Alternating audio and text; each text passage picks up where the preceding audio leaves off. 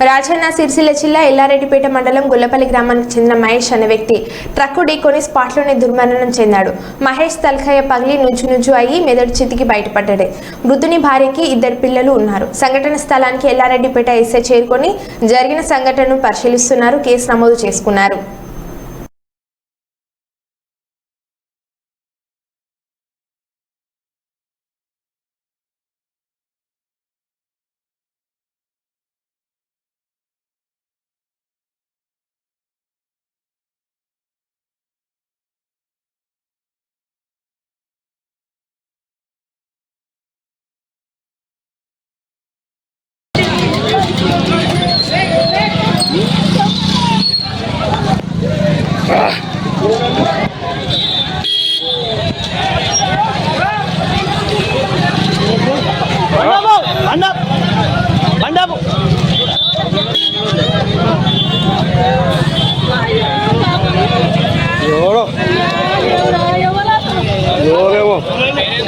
ఎవరు బాబా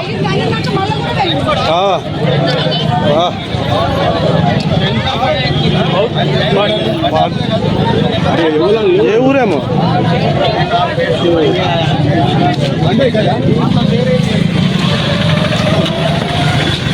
బండి నెంబర్ చూడు బండి నెంబర్ చూడు